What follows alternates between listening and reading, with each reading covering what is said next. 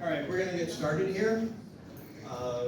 Thank you for coming and welcome to our community conversation. This is the second one we are doing on wildfire and emergency response, various forms of it. My name is Chris Jockheck. I'm chair of the Southwest Hills Neighborhood Association. And tonight's panel is going to be talking about reducing wildfire risk. And we've asked Ian Appow from Ecosystem Solutions, consulting firm dealing with forestry management. And he will take care of introducing the panel that he's put together and keep going with this. So again, thank you all for coming, and I hope we learned something and create a conversation with us. All right, thank you, Chris. Hello, everyone. It is good to see you. It's even better to see daylight at this time of day. So nice. My name is Ian Appow. I am the founder and principal consultant for Ecosystem Solutions. I deal with community forestry programs and development. And what I really wanted to do when Chris asked if I could put together an event for this, I was so honored and appreciative. What came to mind was, what can we do that would give you a unique perspective outside of what you might already know? What you don't know, how can we give you information to make more informed decisions? It's very difficult for us to give everyone a specific answer for how to solve your problem right away. So how can we give you better opportunities to reach that information? So quickly about me. I've done over 500 defensible space assessments within the state of Oregon over the past 5 years. And so a lot of that experience helps me understand really the side of property owners, the partners that are doing the work, the contractors that are doing the work as well, and the public that are receiving or maybe not receiving the work. You know, what's going on in that space and being able to hear from all these different entities, what kind of boils down? So with that, I really try and put that knowledge towards helping communities, nonprofits, governments, programs develop and learn and expand on that kind of information. So I'm going to break it down here a little bit and make it really simple. Why is this topic important, right? This is a very simple, basic question. It is, but it also isn't. And so specifically for what I want to get to today with the presentation in the panel that we have here is really look at the challenge of when you're looking for support as a resident. Who do you go to? What problems do you have? Who can help you? Who can't help you? And putting those things together, because with all of that, there is a bit of an accessibility gap, and that can lead to higher vulnerabilities and the bigger issue problems that we have that isn't documented very well.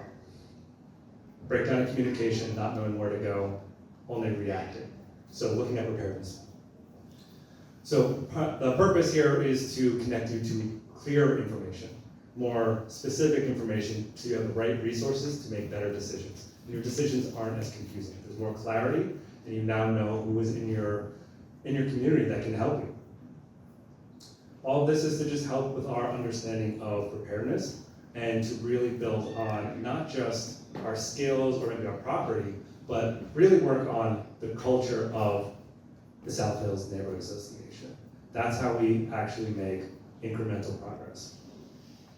Okay, so just to restate what we're trying to do here today is I want to make sure that we are giving an opportunity for you to learn something specifically today from very specific people that are experts locally in different viewpoints, in different capacities, just so you know who is available to you when you have those questions of who can help me? How can I figure out my problem that I could throw a bunch of names out where I can't come up with one? There's almost quite a lack of clarity of where to go, and I think that really develops into attention and a stressor that keeps us away from the action of what would be more intuitive. So we're going to try and provide education today, raise awareness through that education on how to use it, and then also give some examples of how to implement those strategies through different parts of the panel and representatives that we have. So At this point in the section, we are going to switch into, the idea was for it to be a regular panel, but I've been to enough panels where it's not that great. So I really want to take advantage of really the special experts that we have here and the professionals that are just so articulate and so thoughtful in their work that we're just so excited to be here to share what they can with you and connect and bridge that gap. So the first way we're going to go here is, Althea, I'll let you kind of introduce the panel through and in the order that you need to.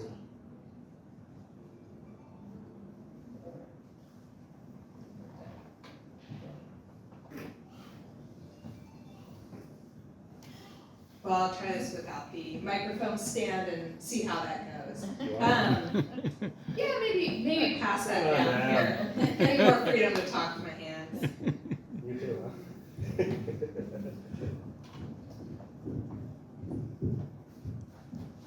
All right, how's that? Can you all still hear me well? Okay. So when Ian reached out to us, a lot of us work together in our day-to-day and really saw this as an opportunity to put together a presentation and bring you all some of the information that we have. You can go ahead and move us on to the next slide there.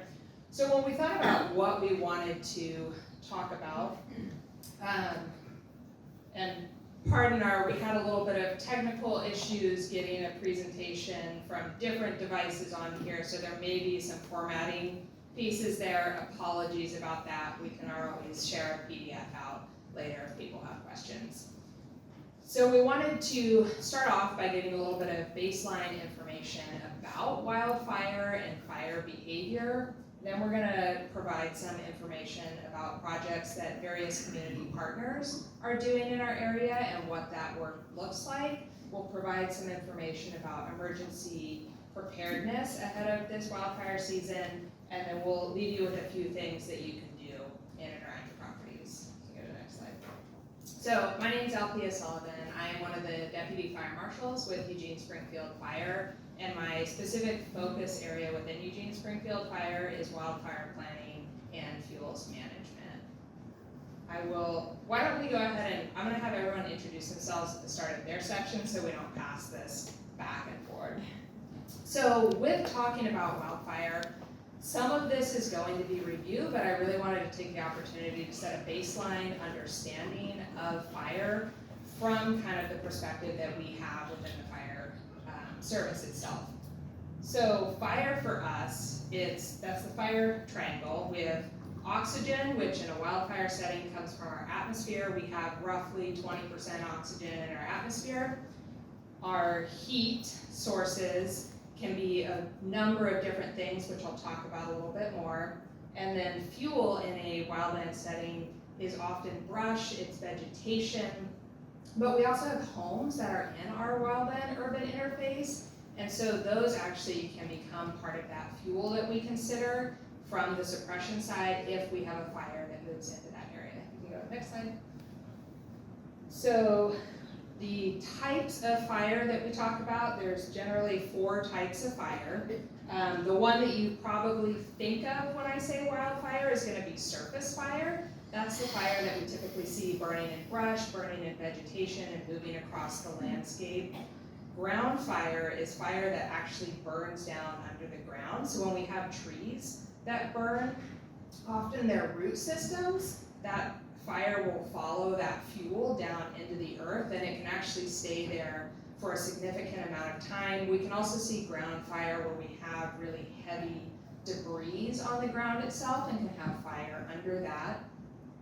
The next one is crown fire, and so when we have surface fire that kind of escalates in its intensity, it can actually move up into the crown of trees, and so that's where, if you've seen any of the photos on the news of some of the really catastrophic fires that we've had in recent years, you are seeing some of that crown fire behavior in a lot of the images there.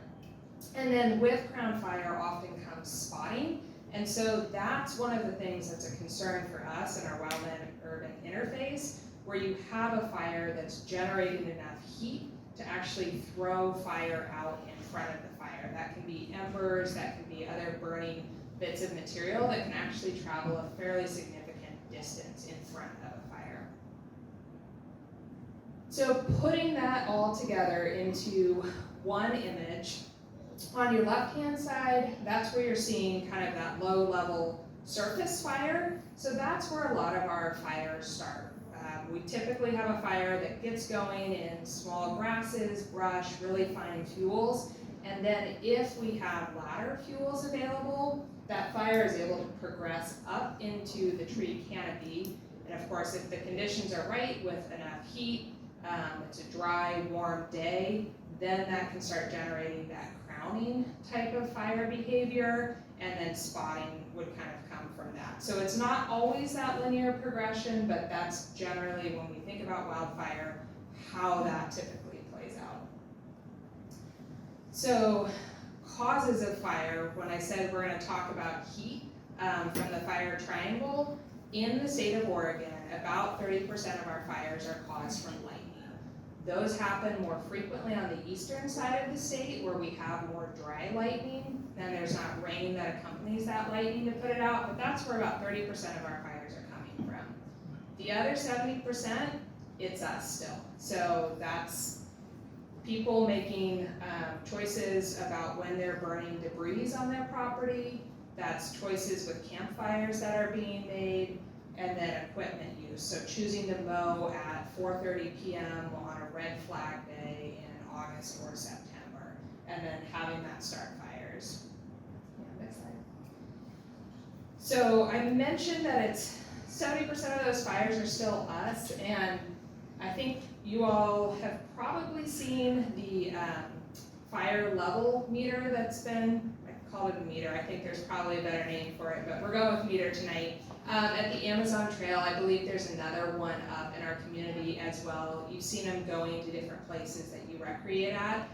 Those are really useful as we start to get the warmer and drier weather, to see that and be thinking about what that means for the activities that you do during those days, and some of the various activities that you have that could produce heat that potentially starts a fire. You can go to the next slide. So that's kind of the fire behavior piece. The other piece we talk a lot about is defensible space and home hardening.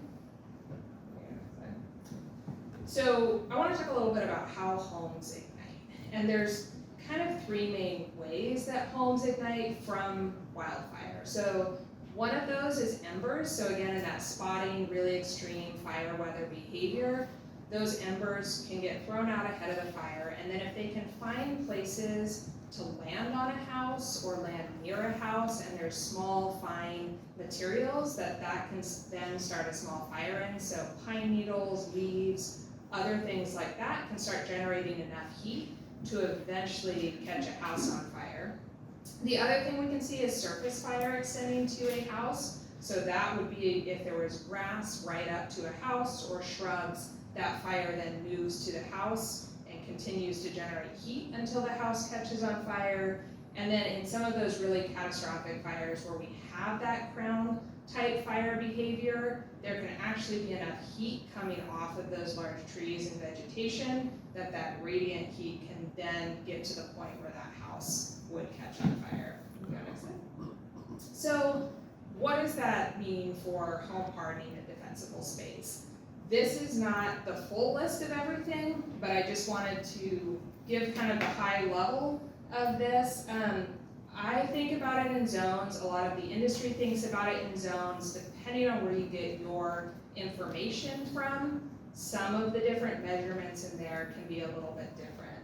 But the first thing is actually the home itself. So thinking about what your home's built of, thinking about potentially covering up grates, thinking about getting debris off the roof this time of year that have fallen down. Those are kind of the first things to do with your home. Then moving out, it's that 0 to 5 foot zone. So in that area, making sure there's not combustible items. If you had firewood, getting that away from the home. And then you go to that 5 to 30 feet. So they're thinking of kind of bringing the level of vegetation down or bringing the limbs of trees up to create a vertical separation So you can't have that ladder fuel that would move fire from that smaller ground fire up into the canopy of the tree. And then going out 30 to 200 feet, and this again depends on the size of your property, and also might mean you need to kind of talk with your neighbors, work with your neighbors. That's kind of how you go further out from there. Same idea, creating that vertical separation. You can go to the next slide. So the Oregon Department of Forestry was going to be here this evening. You can go next slide, but they were not able to attend. So I'm just going to present a couple things that they have that start showing some photos of what this looks like with defensible space. So this is an example where they did some work along a road to get some fuels back away from the road. That's really helpful for us if we're going in to respond to fires, to actually be able to see what we're going into, and also not to scratch up our vehicles. That's always nice when we don't do that going somewhere. You can go next slide. This is an example showing some ladder fuel work that was done. So sometimes I think defensible space, we think we have to get rid of all of the vegetation. And that's not the case. It's really about breaking that vertical continuity of those fuels, or breaking those fuels up so that fire doesn't have that continuous fuel path. Yeah, next one. And then this is an example on a larger property showing a fuel break. So taking out that vegetation and leaving an area where it's mostly grass headed up towards the house. So that's another example of some of the work that the Oregon Department of Forestry does. A lot of that work that they do is on private property, and is done through a request of property owners to come out and do that. They've done some amazing work within our community in the Eugene-Springfield area, but a lot of their work is in the county as well. And with that, I will pass the microphone down. Hello, my name is Josie. I work with Northwest Youth Corps. I work specifically in the Community Wildfire Protection Corps of Northwest Youth Corps, and I am the Community Assessment Specialist. So I go down to primarily Southern Oregon. I work with fire departments down there to do home assessments and educate property owners on, after our crews leave, how do you maintain your land? Because surprisingly, the vegetation grows back every spring. Yeah, I think that's all I need to know about me. So what this looks like for our crews, we are called a youth corps because we do have some youth crews. However, because we use chainsaws and power tools, we only have ages 18 to 26 in this specific program. It is meant for vocational training for people who are interested in learning more about the fire and fuels industry, would like to try it out, and we do specifically try to hire people into our crews that would not typically get hired with no experience on fire crews. So it is also an attempt to diversify the fire industry as well. They sign on for 10 to 13 week stints. They camp in the front country and sometimes have to learn how to camp as well if it's their first time. But they work a typical fire crew, fuels crew schedule, and they work on also private landowners within specific areas that are really heavily affected on fire, and that's part of our grant qualification, is we're only allowed to work in certain areas where they're really high risk for fire damage. Next slide. So I just wanted to show you some of the before and after photos of some of the crews. This actually was my crew that we did last spring. And just some before and after photos. A lot of what I do at people's properties has to do with the vertical continuity that Althea was talking about. It's about eliminating the ladder fuels and not eliminating necessarily fire on your property because it's an unpredictable natural disaster. But it's about keeping the fire lower to the ground and away from your house. And so you can go ahead to the next slide. You can see here how before there was a lot of vegetation right up against these homes. These were some gardening sheds that were right up against the homeowner's house. And sometimes in that continuity, we forget things like fences. Or if you have a shed that's right next to your house, if the shed catches on fire, it likely will catch the side of the house on fire. And so we did a lot of the fuel reductions just around these sheds, which were the primary area. If you look into your backyard and you see what I like to call congestion, meaning you don't know what's out there, you don't know what's going on, you can't see through it to the neighbor's house, it's just a wall of green, that's a fire hazard. And most of my job revolves around removing that and limiting it. So this is a good example as well, where before you could not even see the house. And now you can. This homeowner was very, very gracious in allowing us to take whatever we wanted, which is very rare, because most people like to have privacy barriers still. But she has not been able to see the ground on her land in probably 20 years. She was an 85-year-old resident, and she's very excited because now she can have a tomato garden for the first time in 20 years on her property, which is so cool. We also look at vegetation that's in that 0 to 5 foot space. That's like one of the biggest spaces to look at when it comes to defensible space. It actually can improve your house's survivability by 50 to 80%. Is just focusing on that first 5 feet. So having beautiful green witchy ivy growing up the side of your house. It's very pretty, it's very cottagecore aesthetic, it's also a fire hazard. Having vegetation around things like power lines that are right next to your house, also a fire hazard. Having bark mulch siding all around your house. Things like this that people don't often think about when it comes to vegetation. I like things close to my house, my fruit trees are really pretty. All of those things are true, and as Althea said, you don't need to completely remove them, but you do have to maintain them. Removing dead materials, trimming them up from the ground, all of these things really help limit the possibility of that fire causing damage to your home itself. So then you can kind of see that before and after photo. Before you couldn't really see the house or the electrical box, and now you can. And the tree is still there. The fruit tree still produces fruit, but it's less of a fire hazard now. So it's more of a negotiation of, I don't want to completely moonscape my property, I don't want it to be brown. I moved into the wilderness so that things would be pretty and green, and we totally get that. But having a relationship with your land and with your neighbors and talking about when things are growing over your fence, or what resources can we share, or who in your neighborhood is the most likely to be forgotten if you have to evacuate, who can't evacuate by themselves, who has animals that they might need help with.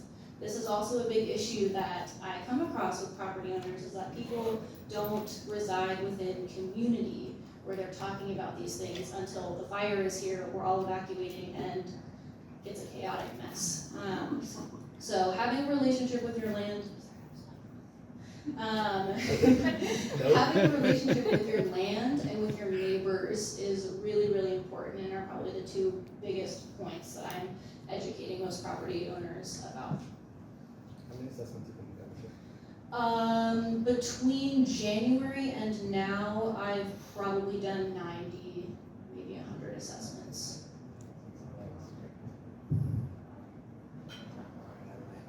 Alright. Okay. Not gonna lie, I'm a little intimidated by the microphone. I'm also shorter than everybody else. No, okay. And, so, I'm Emily Steele. I'm an ecologist in the Parks and Open Space Division in the Parks and Natural Resources Planning section, and I work in the Ridgeline Park System specifically, and also oversee our fuels work that we do in the park system from a grant administration perspective. So what's the role of parks and fuels reduction? We're a giant landowner, right? We're like all of you, except we own a lot of property, and it's located in pretty strategic places if you want to help contribute to a landscape scale fuel break. And the Ridgeline is one part of that, and the West Eugene wetlands also kind of ring the city on the west side to a certain degree.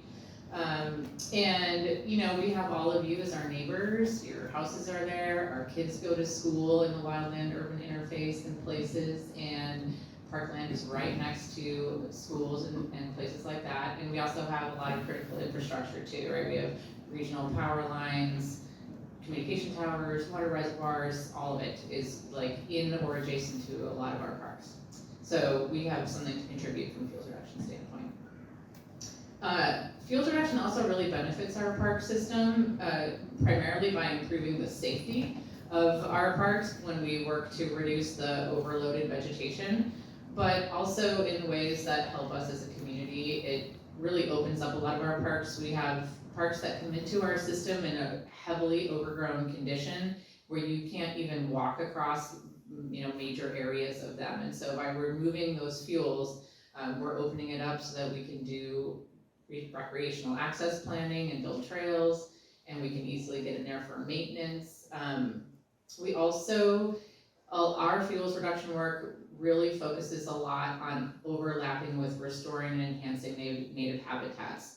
The vast majority of what we've removed so far is either invasive species or encroaching trees that have established in historically more open habitats, but with the lack of regular fire on the landscape have started to take over and crowd those places more.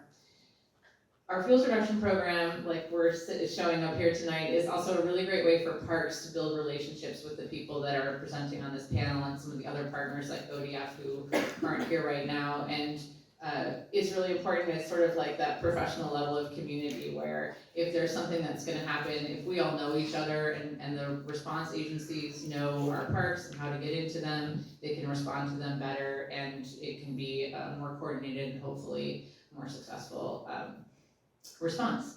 Another thing that parks benefit from is they can be demonstration sites for you all. If you want to know what it looks like to do a fuels reduction project, you can come to some of our parklands and see what it looks like in year 1 or year 5 or year 10 after we've done a major transformation of the vegetation. And by managing fuels in parks, we really help keep the costs as low as possible by doing that work. The longer this vegetation grows and the more of it there is and the bigger it gets, the more expensive it gets to deal with. So we accomplish all of this work through grants and assistance funding, and have to date gotten over $1 million of grant funding to do this work. And our main partner is the Bureau of Land Management, and they provide assistance funding through something called the Community Wildfire Assistance Program. And annually they allocate funding to the city to help us manage the vegetation in our natural area parkland. We have a number of other partners as well. We're working more with ODF these days, and we also work with agencies that fund habitat enhancement. Like I mentioned, our habitat projects also reduce fuels in many cases, and so those two things go really hand in hand.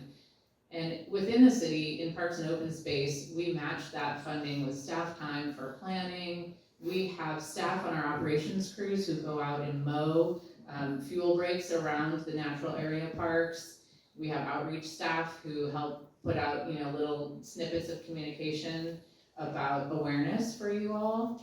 And we also have an ecological burn program that we participate in. And a second piece of what we do within the city is we do have some funding available, and we use that funding to hire local contract crews who are the ones who really go out and help us do that work. So we combine the grant funding and some amount of city funding to hire crews to go out and do the work.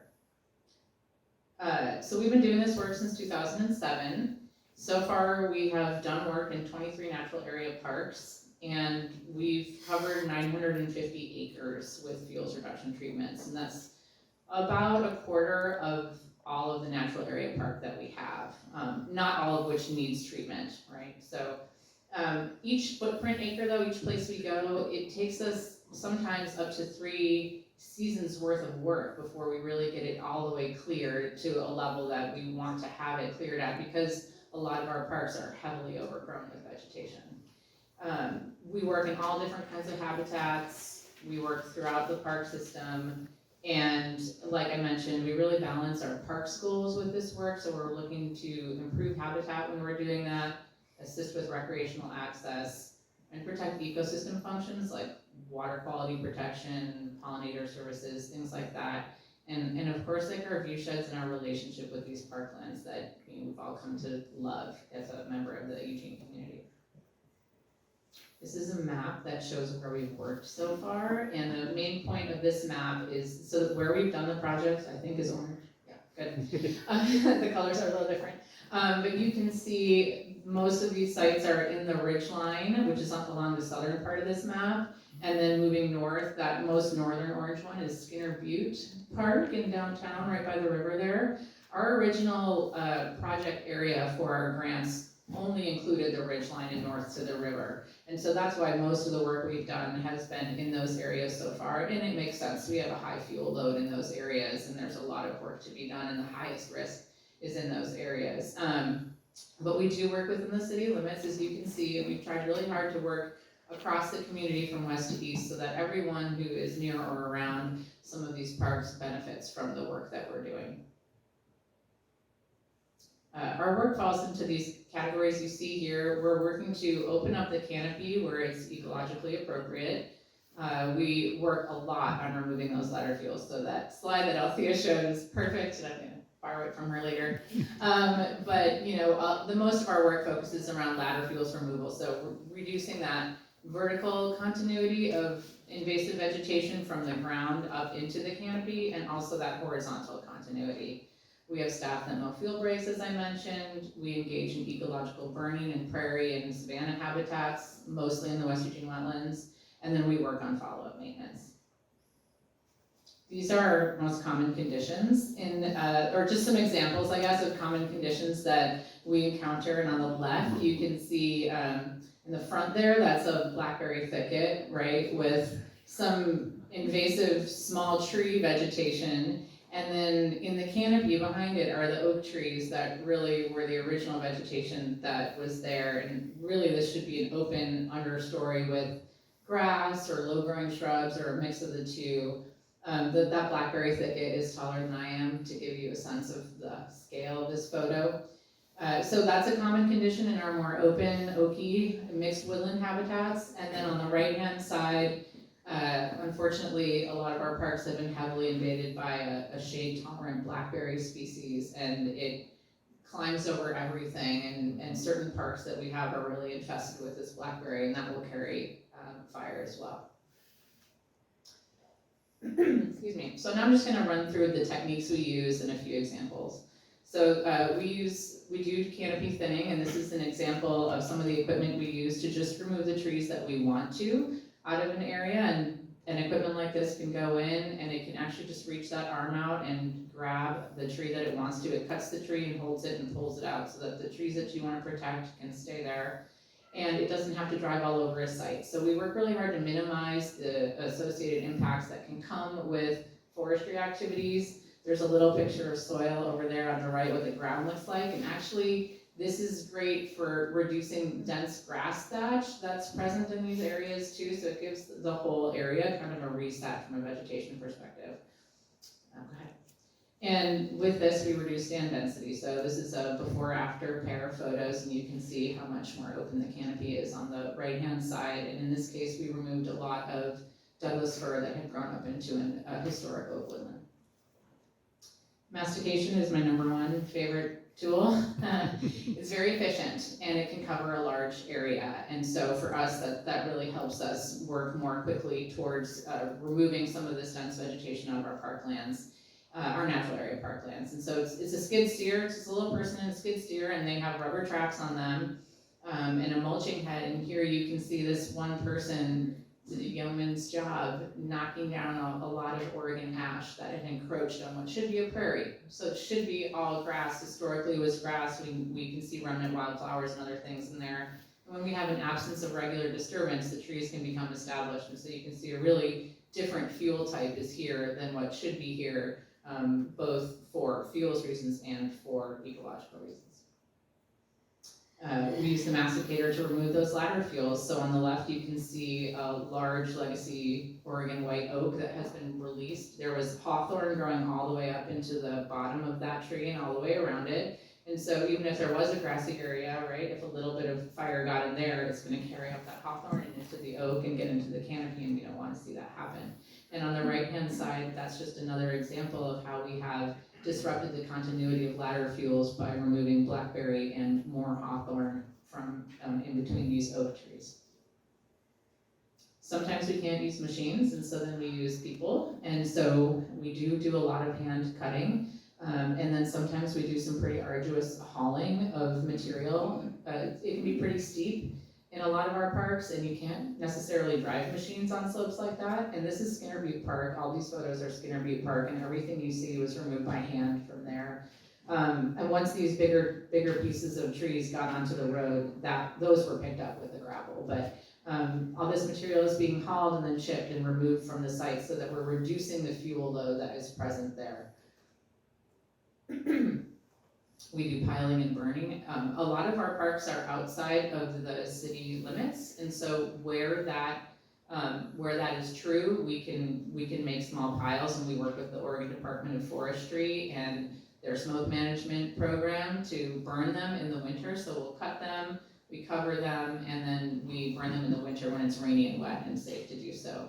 And you can see in the map on the right just the kind of scale of what that might look like at a particular site. And the picture shows, again, that kind of open canopy and more space. We also use another tool, which is ecological burning, and this is a really wonderfully ecologically appropriate tool to use to help maintain more open conditions and really to burn off the small brush and then the dense grass thatch. So where we have grass, it's the best thing that we can do. But we need to make sure that we've cleared off all the woody vegetation, first. So we do use it to maintain cut shrubs and things like that, but this is a tool we're primarily using in grassland habitats now. And one great thing about it, in addition to its ecological benefits, is that we work to do it within a very, very specific window of conditions. And we work with a partnership of people, of agencies, and also with the Lane Regional Air Protection Authority, and they dictate when we can do this. And so it's only being done when smoke is not going to come and settle down here in Eugene like it might from a wildfire. And so in doing a controlled burn, you're able to be more selective about the conditions under which you burn something, and we do it when the smoke is going to lift up and go way up high into the air column and leave our area. Another before after, so just showing an example of the way Wild Iris Ridge was and what it looks like when we remove all of the vegetation that really should not have been there. This is Skinner Butte up at the road where the steps go up to the summit, and everything that was removed here was an invasive species. So, just by targeting that, we can really reduce fuel loads in the park system. And our native plants really like it, right? And we really like this too, and the wildlife really like this. It's beautiful out there. So a lot of our wildflowers are suppressed by dense thatch and shrubs, and without that disturbance that they evolved with, they cannot flourish. But we go out there and do things like this, and this was one of those little skid steers drove up and back across this prairie, getting rid of ash trees, and just the action of that back and forth movement and the removal of the shading really released the canvas here, and it's beautiful. This is one of my favorites. Not all of our sites look like this, but I love this photo. The foreground of this photo was a Scotch broom thicket that was so dense with Scotch broom, like it was like tree-sized Scotch broom. And in the background was a dense woodland. And so this is one of those sites where you have to go in numerous times before you can really get rid of everything that's there. We had that forestry equipment come and thin out the trees, and we had people actually cutting the Scotch broom and piling it and hauling it out. And then we got some funding to do some habitat restoration. But that's 15 years of work over time as we got grant funding, and it's transformed this area. This is Wild Iris Ridge. If you ever go up there, you will walk right through this area, and it's beautiful. So where are we headed next? I mentioned before that we had been working kind of in the ridgeline and up towards the river, but now our geographic scope has expanded, and all of our natural area parks that are part of the park system are now eligible for fuels reduction funding. So we work to prioritize the projects and make sure that we're getting around everywhere, and that we can also accomplish the projects in a given year that we set out to do. We continue our ladder fuels focus. So mechanical clearing is definitely something that we focus on every year to try to get as much area done as we can. And then we also do a number of hand thinning and, more smaller projects that require a little bit more human labor and planning effort and detail. Right now, we've been working on a focus on trailheads and trails in our large parks because that's where we have a lot of human interface with our parkland, and we've been working, the brown dots up there are the trailheads. This is Spencer View Park, just a little graphic that I clipped, and we've been working to clear areas and buffers around the trailheads where we have cars that are parking on hot summer days. And then we've also gone through and cleared back from the trails all throughout the Ridgeline Park system so that people can use them to walk through if needed, like to make a walking escape from a fire, or if it's appropriate and safe enough, a wildfire response crew could use our trail system as a way to enter some of our parks and actually go in and help to fight fire from inside the park. And then the orange areas are just a buffer, so the next frontier is sort of our boundary with all of you. Those areas of the parks are sometimes in great condition and sometimes are in really, really challenging conditions. And so that's a slower piece of work, but it's where we're headed in terms of trying to make sure that you're buffered from our parkland. We're gonna continue our ecological burn program, and as always, we're out there. We kind of try to aim for a 5-year cycle of maximum of returning to areas to manage them. That's it for me. Wow, the person to change gears here. So we heard a lot about the prevention side of wildfire preparedness and some of the planning stuff, but I'm really here, I'm Sierra, I'm the emergency manager for the city of Eugene.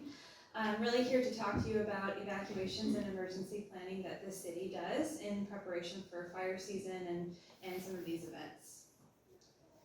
How many folks are registered for lane alerts?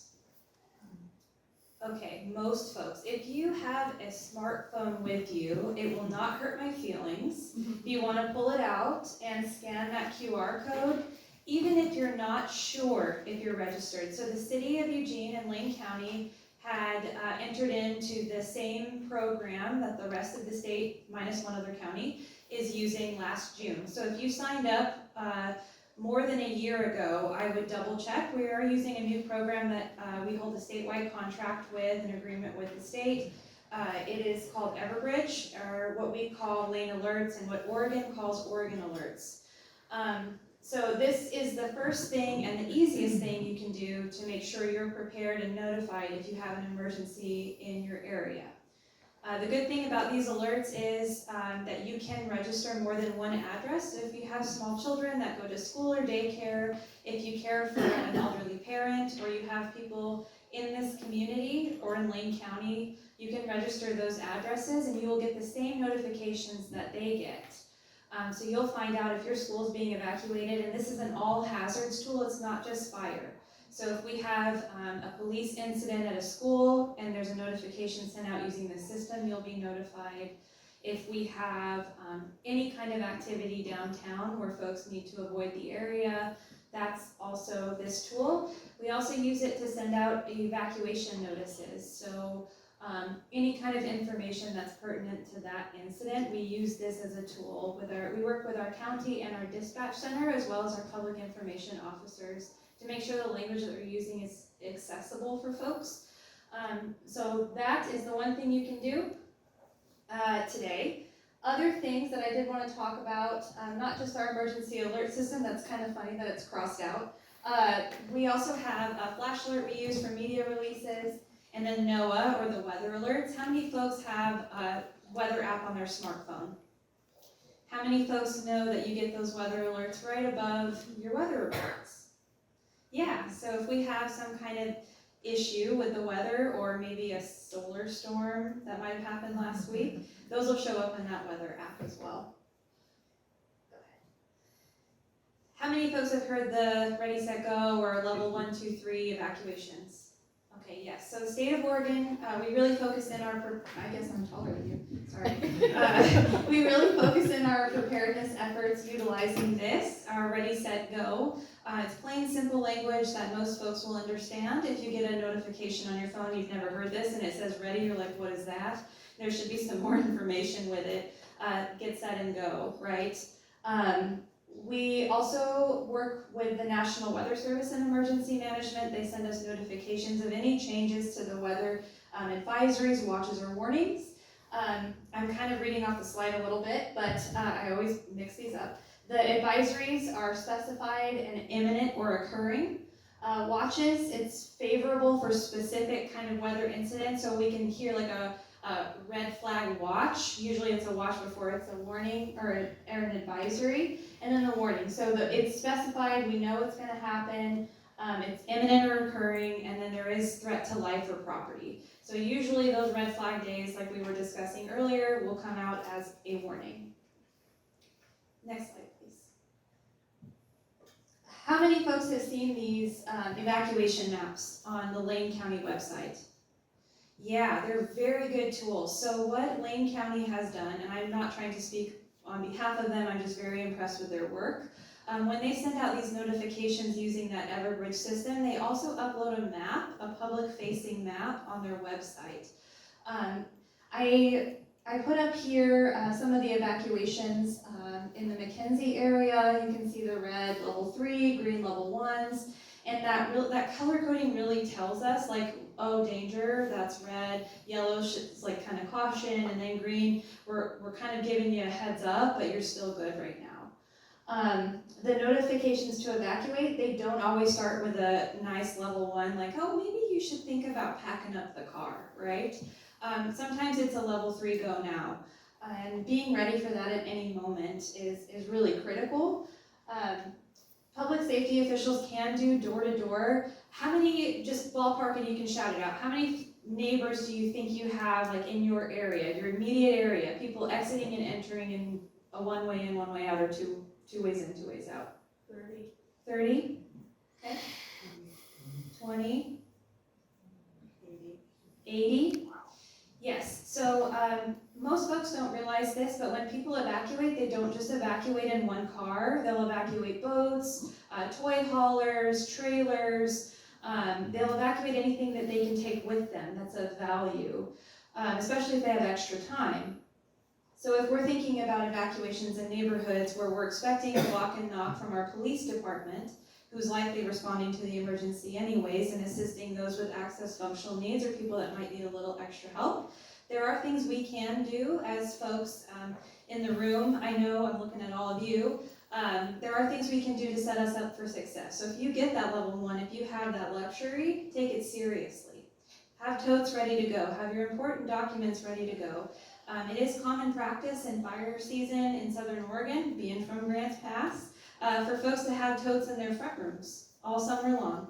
And it just contains enough for you to survive on for however long it takes you to get to point A to point B. If you're evacuating to, say, Washington to be with family or California to be with family, those are the kinds of things you want to think about.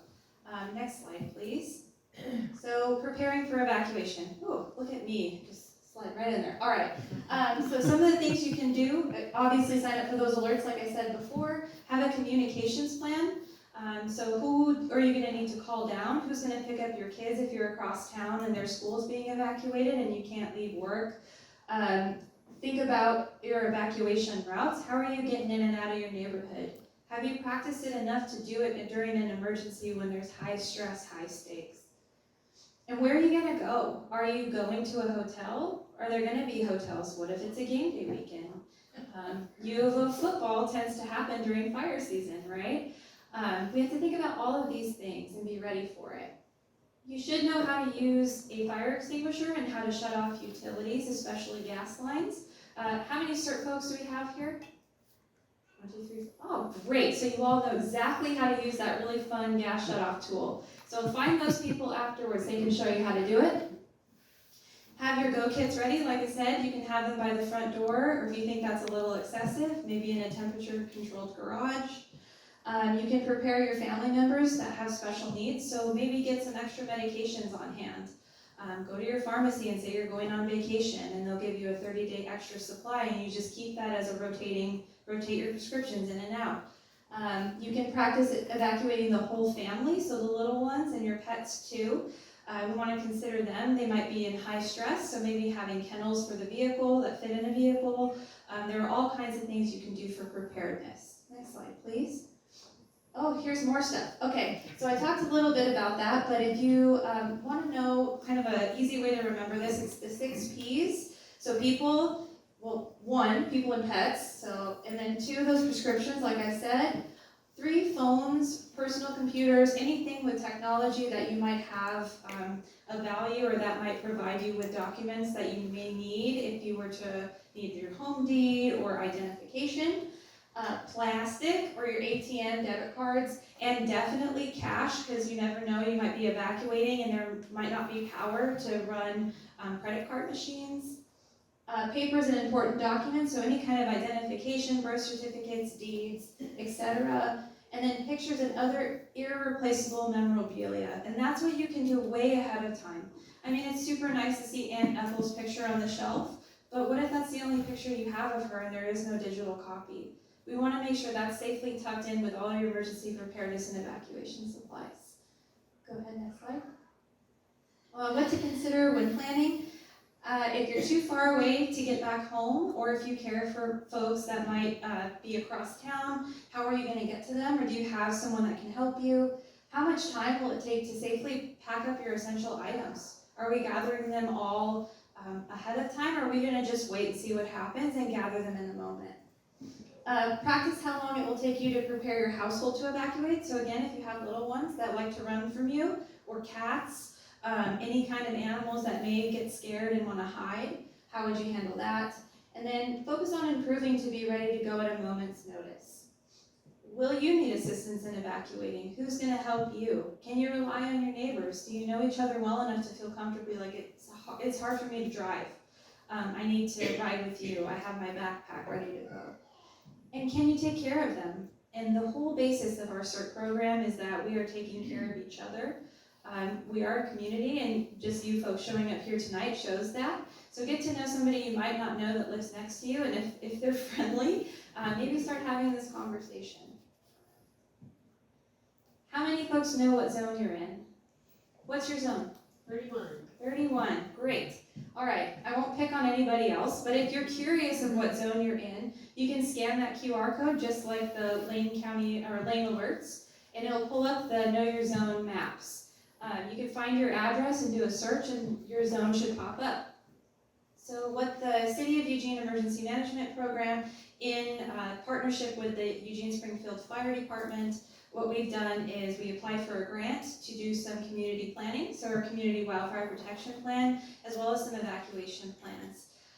The benefit of that is we get to revisit these zones and see how effective they are. We get to purchase some technology to help us with that, and really looking forward to some of that work. I'm looking at Althea because she's doing a lot of the legwork with that, and very much appreciate her help. All right, next slide. That one's me. That's back to Althea. Althea. And while that mic makes its way over here, Emily, I know you have some obligations, so if you need to step out whenever you need to. All right, so a lot of information there. I put this slide up because I think that one of the things we offered to bring you this evening was who to call if you have questions, or who to look at their web pages for, or information. We hope that kind of gave you a little bit of an idea of what we all do. But just to sum that up, Parks and Open Space, they own land, they manage that land. We're really, as a fire department, really happy that they do a lot of the work that they do. They are great with coordinating with us and doing a lot of projects there. If you have questions about parks, and it'll be a couple slides from here, they have a general number and email you call. If you call Emily for everything, she actually just may not know the answer to your question. It's not because we don't want to share the information, but we have a sorting system there to help get that information out. Emergency management does a ton of work with helping get people ready, putting that infrastructure and those systems in place if something happens. Our our different fuels management partnership agencies in our area do a lot of great work for public agencies. They do that for private landowners in certain areas.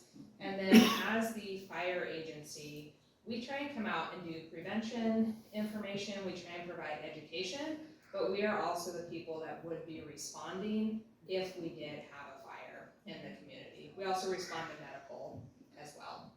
You can go to the next slide.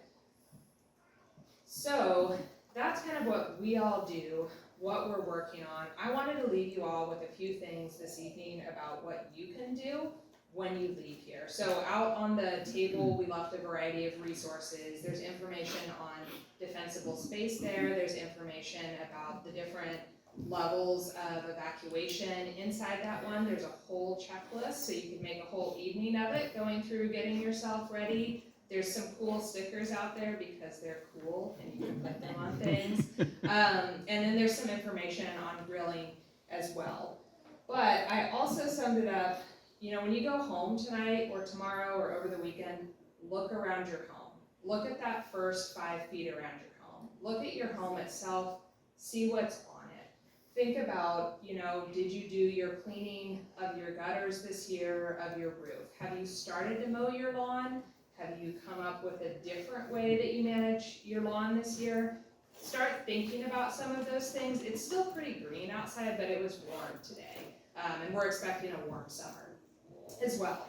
The next thing on there, prepare. That's getting that go bag ready, that's signing up for emergency alerts. I was really happy to see the number of hands. We were at I won't call them out, but we were at another community organization sometime recently and almost no hands went up, so good job. Sounds like y'all are already on that. Knowing your zone, that's another thing as well. Those zones are important because that may be how information comes out over the radio. If, you know, for some reason your cell phone isn't working, the internet isn't working, we do have some radio stations in our community that might say, you know, zone 23 is at level 3, go. So know what your zone is so that you can hear that information. And then do you know 2 ways out of your neighborhood?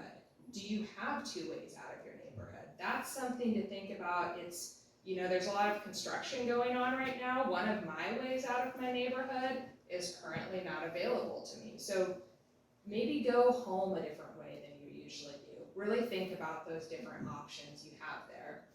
And then be mindful. We're still 70% of our fires are being caused by us in our communities in the summer in Oregon. So, you know, if you know people that go out and recreate in the woods, give them a friendly reminder. If you do that, check the regulations before you go out. If you see your neighbor mowing at 4:30 in the afternoon on a red flag day, maybe convince them to have, you know, a drink with you and just take a break from that. Be mindful with those different activities during the summer. And then the other one too, grilling. It's about grill season, and so whether you have water out by your grill, a fire extinguisher, a lid to put on the grill, think about how you're doing that, and also think about how close to your house you're doing that. So I will end that there, and Ian, I don't know if you have anything else that you want to do. That's our contact information. Again, general lines in for most of us there, but if you have some other questions, we can certainly you can get a hold of us separately. I think I'm pretty Googleable. All right, well, first and foremost, if I could get a round of applause for our panel, thank you so much. They, you know, I remember when Chris first called and we were trying to come up with ideas, and it's hard to get a lot of these people in the same room, and how willing they were to be here when they realized how the response was at the last session held for emergency preparedness, and just the topic in this area. It means a lot. This neighborhood association is very well known for being a lot more communicative and working together, and that's something that you should wear very proudly. One thing I want to ask also, if there's people that are here on behalf of organizations, not just residents themselves, you could raise your hands. Crowd. So I just want residents to see that there's other groups here that we do, you know, when we have these projects and you see them, we want to work together as much as possible, but as you can see, these things are very layered and complicated, you know. But we are always looking to learn how to be better and work with each other. And being able to have a conduit like people that care and show up, this makes it easier for all of us to be here, be with you, and learn all together. So thank you so much for your time. I will leave this up for you as well. Okay, well, thanks again. Yeah. Thank you, everyone.